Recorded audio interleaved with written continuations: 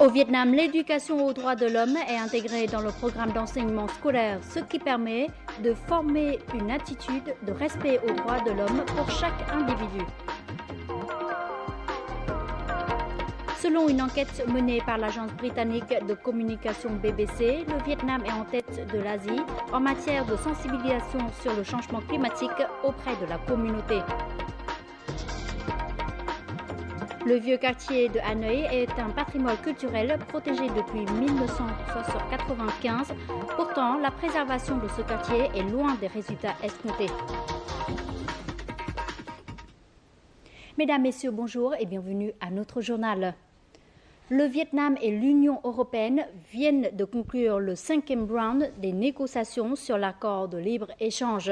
C'est ce que le vice-président de l'Union européenne, Antonio Tajani, a fait savoir hier lors d'une conférence de presse à Hanoï. Selon lui, lors de ce round de négociations, les deux parties ont discuté de 4 questions liées à la construction d'un terrain de jeu égal aux entreprises publiques et privées, à la protection des droits de propriété intellectuelle et des droits d'auteur, aux définitions géographiques et au développement durable. Le Vietnam et l'Union européenne ont entamé ces négociations en fin d'année dernière et devraient parvenir à un accord de libre-échange d'ici la fin de l'année prochaine.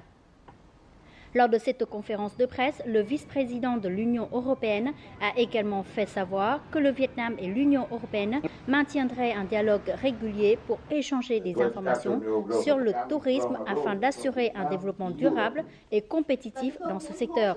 Une lettre d'intention à cet effet a été signée hier à Hanoï entre les deux parties.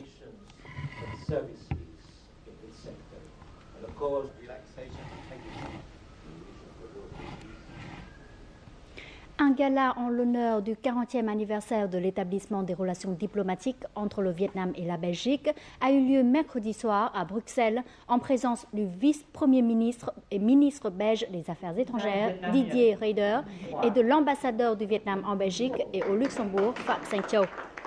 La soirée de gala, qui entre dans le cadre de la semaine vietnamienne en Belgique, a présenté aux invités un programme artistique folklorique traditionnel interprété par la troupe artistique de Ho Chi Minh Ville. À cette occasion, l'ambassade du Vietnam en Belgique et au Luxembourg a présenté une série de timbres spéciaux sur les relations diplomatiques Vietnam-Belgique, dont 2 à l'effigie du général Vo Nguyen Giap. La semaine vietnamienne en Belgique comprend de nombreuses activités, dont des expositions d'objets anciens, de peintures, un colloque sur la coopération d'investissement Vietnam-Belgique, un programme d'art traditionnel, une présentation de la gastronomie vietnamienne.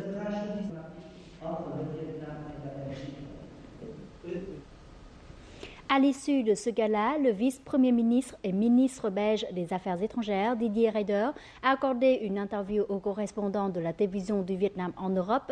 Il a donné ses estimations, notamment sur la coopération économique vietnamo-belge. Écoutons-le. Ça, c'est une tradition. Bonjour, monsieur le vice-premier ministre. Dans la coopération avec le Vietnam, quel domaine privilège la Belgique? Nous essayons de développer de la collaboration, d'abord dans le domaine, ce qu'on appelait par le passé, de l'aide au développement, c'est-à-dire de l'éducation, de la santé. Et nous avons beaucoup développé la collaboration universitaire, avec beaucoup d'alumni, donc d'anciens étudiants qui maintenant sont au travail au Vietnam ou dans des entreprises et qui ont passé leurs années d'études en Belgique. Mais nous avons aussi développé le secteur de la santé, avec une présence du monde de la santé belge au Vietnam. C'est un volet. À côté de cela, c'est le monde de l'économie, évidemment, qui est en première ligne. Et pendant des années, nous avons été présents, et nous sommes toujours présents au Vietnam, à travers de grandes entreprises. Pouvez-vous le préciser? Pour prendre un seul exemple, dans le secteur portuaire, le dragage, la construction, le financement d'installations portuaires sont des choses auxquelles on peut collaborer. Mais nous essayons de plus en plus, à côté de cela, d'aller vers des nouvelles technologies. On peut penser aux satellites, nous avons des activités dans le secteur, ou à l'économie d'énergie, aux énergies renouvelables, au traitement des déchets, à l'assainissement et à l'acheminement de l'eau vers les villes, par exemple. Mais aussi, nous essayons d'amener des petites et moyennes entreprises. Et ça, c'est très important, de convaincre pas seulement les grandes entreprises belges, mais aussi les petites et moyennes entreprises de se rendre au Vietnam et d'être présentes au Vietnam. Et selon vous, quels sont le rôle des petites et moyennes entreprises? On doit aussi faire en sorte que la connaissance soit meilleure à travers les petites et moyennes entreprises. Et nous avions, lors de la dernière mission, beaucoup de patrons de petites et moyennes entreprises avec nous, et je constate que depuis, il y a eu des contacts, et l'on essaie de favoriser cette émergence, parce que finalement, ce qui renforce le comportement pacifique, le comportement démocratique, c'est l'existence d'une classe moyenne. Et dans la classe moyenne, il faut qu'il y ait cette capacité de développer des petites et moyennes entreprises et d'échanger entre elles, ce que nous faisons de plus en plus entre la Belgique et le Vietnam. Pensez-vous que la Belgique peut jouer un rôle plus important dans la coopération avec le Vietnam, surtout dans la coopération économique? Mais nous essayons de le faire d'abord sur le plan bilatéral, je le disais, à travers des missions économiques, mais on essaye aussi de le faire à travers une autre démarche, qui est la démarche de conclusion d'accords commerciaux, de commerce ouvert entre l'Union européenne et des régions du monde. Alors, on le fait avec les grands partenaires que sont les États-Unis, la Corée, le Japon, la Chine, mais je crois qu'on doit aussi le faire avec l'ASEAN, c'est ce que nous tentons de faire. Parce que ouvrir le commerce, c'est une des façons à la fois de mieux se connaître, de travailler ensemble, mais surtout de soutenir la croissance et de soutenir la création d'emplois. Je pense que si le marché des biens et des services est plus ouvert entre l'ASEAN et l'Europe, ce sera au bénéfice des deux régions, tant en croissance, avoir une croissance économique plus forte, qu'en matière de création d'emplois. Merci, Monsieur le Vice-Premier ministre. Et notre journal continue avec les taux de change et les indices de la bourse du Vietnam.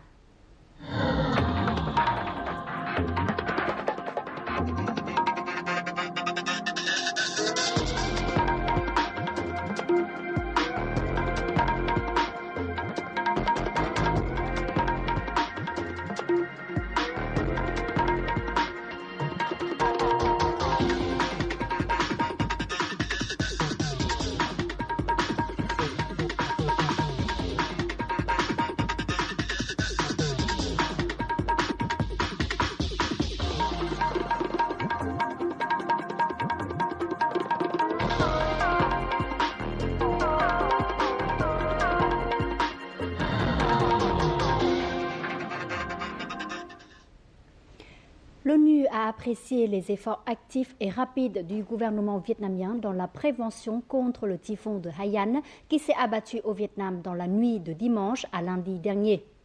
C'est ce qu'a exprimé Mme Pratibha Mehta, coordinatrice de l'ONU au Vietnam. Mme Pratibha Mehta a souligné que grâce au travail préparatoire des ministères et des autorités locales, les dommages causés par la tempête ont été minimalisés. Dans les faits, le gouvernement vietnamien a lancé un plan d'évacuation colossal avec le déplacement de 800 000 personnes des zones dangereuses 3 jours avant l'arrivée de la tempête.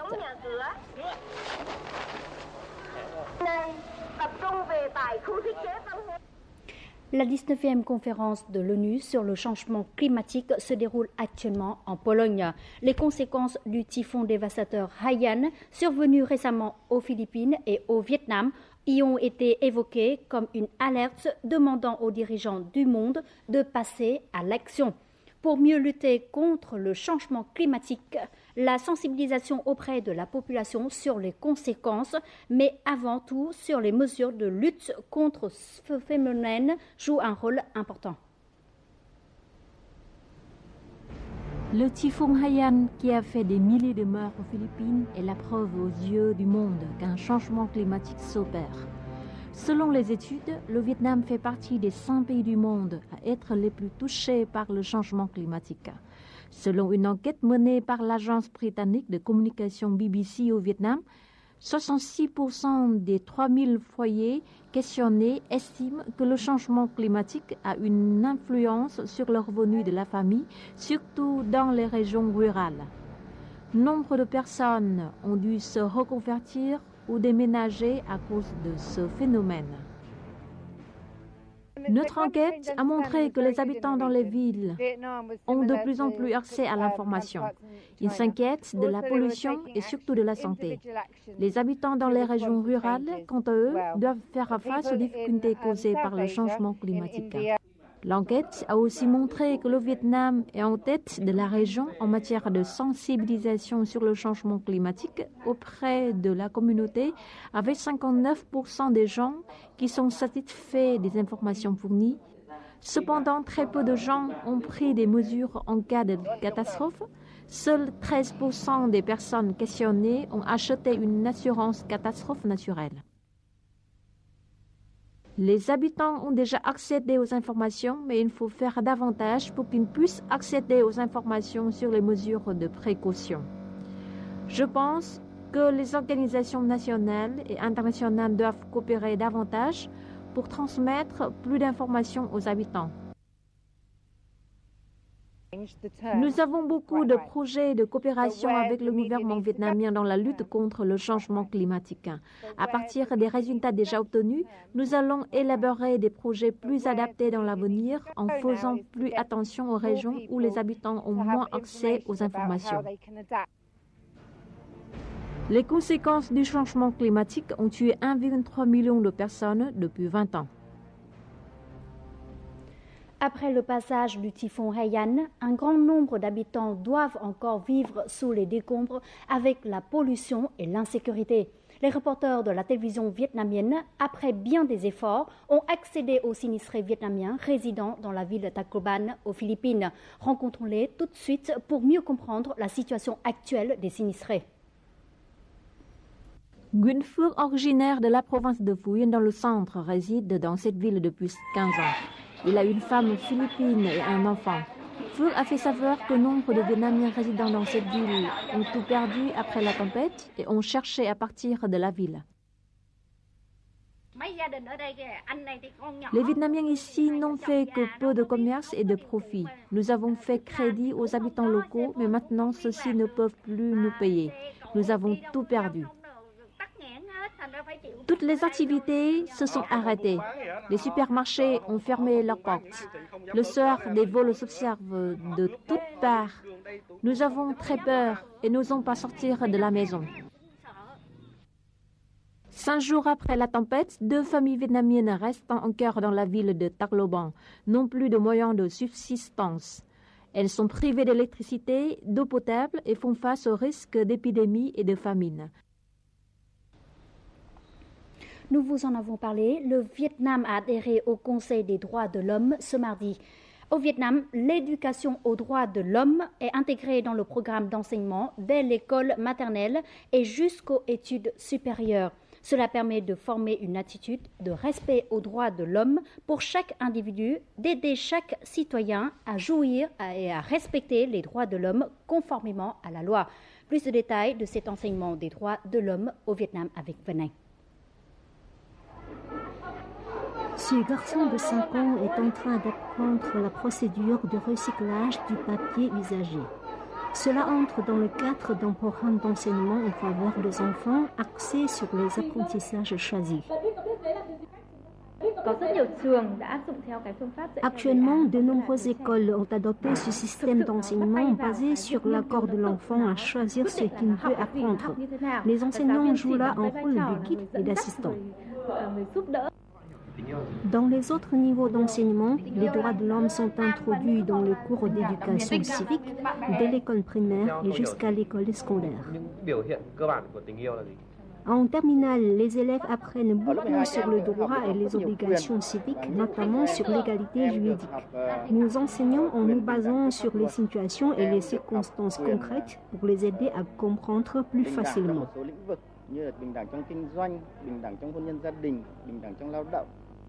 Trần Quang Trung est l'un des 40 étudiants du programme de formation expérimentale de master en droit de l'homme de la faculté de droit de l'Université nationale de Hanoï. Les connaissances approfondies sur les droits de l'homme sont utiles pour son travail. Pour ceux qui travaillent dans les établissements étatiques, les connaissances sur les droits de l'homme sont nécessaires au travail. Cela leur permet d'être plus proches des demandes des habitants. Si des écoles primaires jusqu'au secondaire, l'enseignement des droits de l'homme vise à sensibiliser les enfants au respect de ces droits, à l'université, cet enseignement vise à former des spécialistes en la matière. Au programme de l'enseignement, la philosophie et les droits internationaux des droits de l'homme. Dans notre programme, nous enseignons également des sujets tels que les traditions culturelles et historiques du Vietnam, ainsi que l'humanisme et la bonté du peuple vietnamien. À noter qu'en Asie du Sud, le Vietnam est le deuxième pays à développer des programmes de formation spécialisés sur les droits de l'homme. Il est aussi l'un des pays leaders dans le développement de la formation professionnelle sur les droits de l'homme dans la région. Le vieux quartier de Hanoï, également connu sous le nom de quartier des 36 corporations de Hanoï, est un patrimoine culturel important qui est protégé depuis 1995. Près de 20 années se sont écoulées depuis lors et beaucoup de plans de restauration ont été effectués. Pourtant, les résultats de préservation de ce quartier sont loin des résultats escomptés.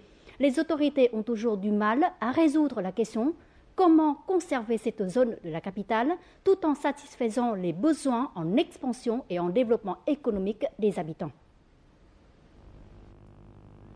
La vieille rue de Hang Bay, située tout au centre de la capitale, abritait auparavant un marché très animé.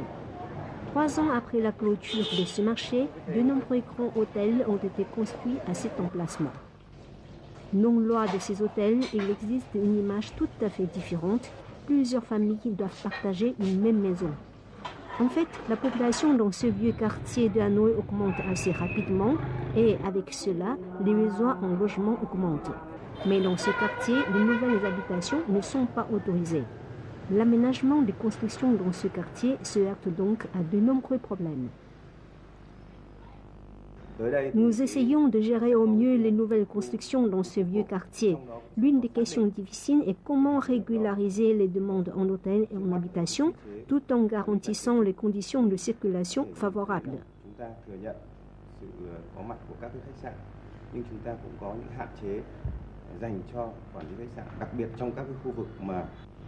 Une autre approche pour la conservation de la vieille ville est d'ajuster la taille de sa population.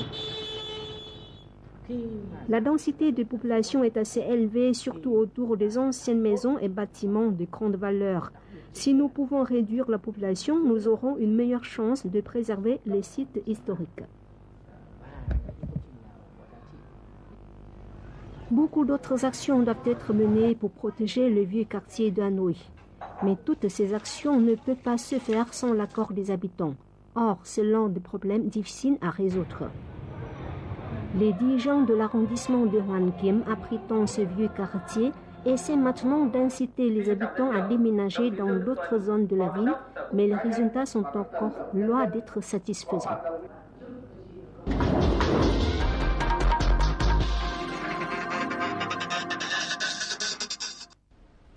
À l'approche de la haute saison touristique, la province centrale de Quảng Nam s'apprête à lancer de nouveaux produits touristiques afin d'attirer plus de touristes dans la région. Nous en saurons plus dans le reportage qui suit. L'ancienne cité de Hoi An dans la province de Quảng Nam a été récemment frappée par plusieurs tempêtes qui ont causé de graves dégâts à la ville et bien sûr affecté le nombre de touristes. En s'efforçant de rattraper les pertes, les responsables du tourisme ont mis en œuvre de nombreux plans de relance. Plusieurs programmes seront organisés pour attirer les touristes, comme la commémoration du 15e anniversaire de la reconnaissance de Hoi An en tant que patrimoine culturel mondial, ou le 5e anniversaire de la reconnaissance de l'îlot Thiam comme réserve de biosphère mondiale, ou encore les fêtes de Noël ou des lanternes. En plus de l'organisation de nombreuses activités pour attirer les touristes, nous offrirons également des promotions ou des billets de visite gratuits. Outre les plans à court terme pour attirer les visiteurs, Quảng Nam a aussi mis en place plusieurs stratégies à long terme pour l'industrie du tourisme. En plus de résoudre les problèmes existants de l'investissement et de créer des conditions favorables pour les investisseurs fiables, Quảng Nam lance plusieurs campagnes de promotion afin de répondre aux demandes du tourisme. Nous avons mis en place plusieurs activités et programmes d'aide aux touristes pour qu'ils puissent se sentir en sécurité et satisfaits dans notre localité.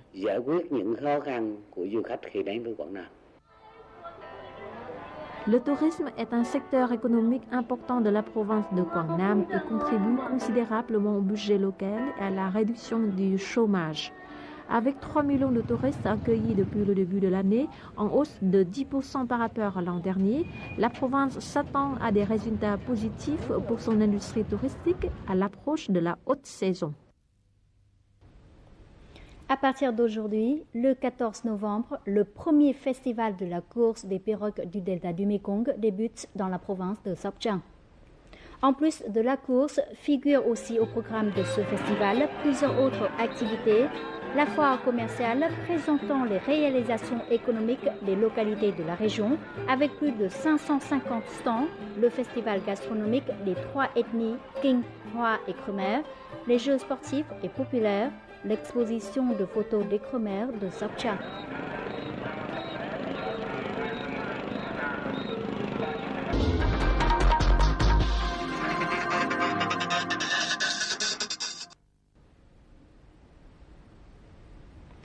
À 350 km de Hanoï, la ville de Móng Cái, province de Quảng Ninh, se trouve à une position stratégique qui facilite les échanges commerciaux entre le Vietnam, les pays asiatiques, la Chine et les pays du nord-est de l'Asie. Il s'agit non seulement d'une ville jeune, dynamique et en plein essor, mais également d'une ville qui exerce une grande attraction sur les touristes vietnamiens et internationaux. Ce reportage vous invite à découvrir cette ville. La ville de Móng Cái est entourée par le fleuve Ca Long, long de 60 km. Ce fleuve constitue la frontière entre le Vietnam et la Chine. Sous la dynastie de Nguyen, le roi Gia Long a baptisé ce fleuve de son propre nom dans l'objectif d'affirmer la souveraineté nationale. Avec le temps, la prononciation du mot Gia Long change pour devenir Ca Long. Le volume de bateaux naviguant sur ce fleuve est toujours très dense car ce fleuve joue un rôle très important dans les échanges commerciaux entre le Vietnam et la Chine. Un pont en forme de dragon enjambe ce fleuve. C'est une architecte française qui l'a conçu dans les années 50.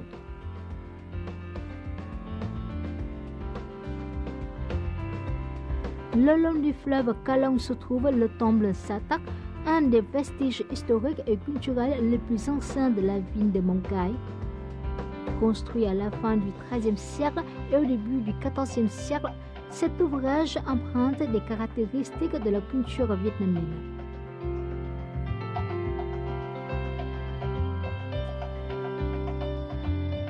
En se rendant dans le centre-ville de Móng Cái, les touristes sont facilement attirés par les divers produits mis en vente dans les marchés et les centres commerciaux. Ils profitent de leur temps pour faire du shopping dans le centre commercial Móng Cái. 70% des produits sont des téléphones portables et des vêtements vendus à des prix très intéressants. Quittons le bruit de la ville pour retrouver un peu du calme sur la plage Cha Co. Celle-ci garde encore sa beauté naturelle et sauvage.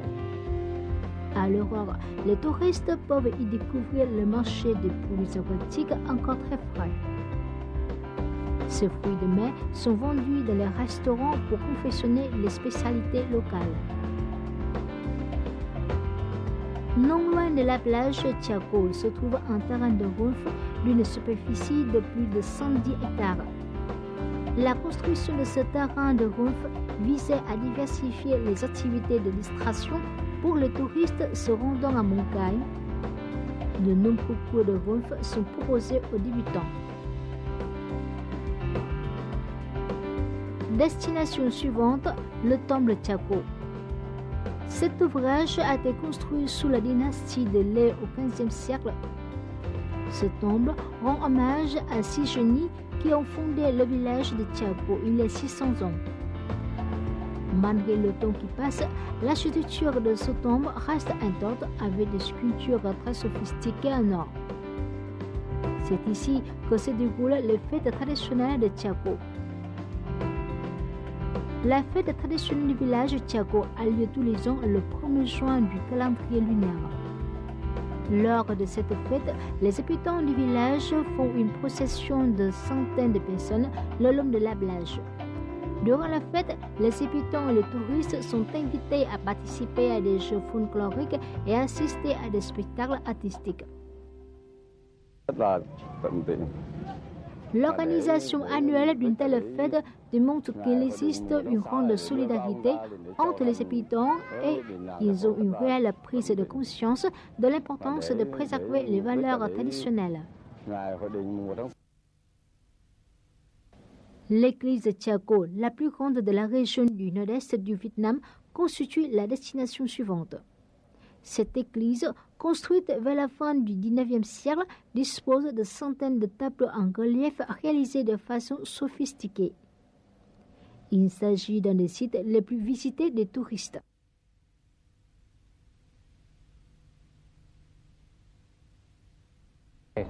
La construction de l'église de Chiako a pris fin en 1910. Depuis, nous avons effectué plusieurs travaux de rénovation, mais nous nous attachons à lui préserver son architecture d'origine. La ville de Mongkai est surtout magnifique quand la nuit tombe. C'est également le moment préféré des touristes pour découvrir la vie nocturne de la ville. Dans l'optique de satisfaire les touristes qui aiment faire du shopping, la ville mit en place des marchés nocturnes. Les touristes ont ainsi la liberté de choisir des produits parmi les 70 stands en place.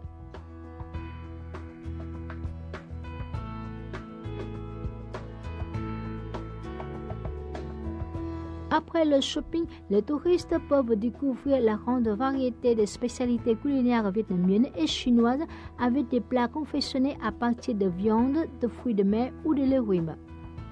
Ce qui est le plus intéressant, c'est que les touristes peuvent confectionner eux-mêmes des plats simples. Passer un tel séjour à Mongkai reste un souvenir inoubliable pour les touristes. En fin du journal, découvrons les prévisions météo.